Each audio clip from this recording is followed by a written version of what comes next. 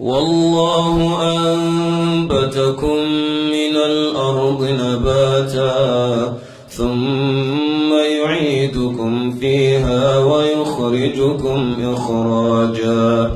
والله جعل لكم الأرض بساطا لتسلكوا منها سبلا فجاجا قال نوح رب إنهم عصوني واتبعوا من لم يزده ماله وولده إلا خسارا ومكروا مكرا كبارا وقالوا لا تذرن آلهتكم ولا تذرن ودا ولا سواعا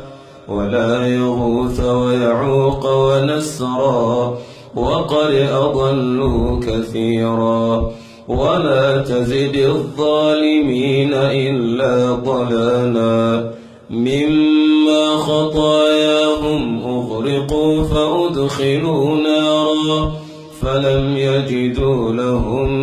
من دون الله أنصارا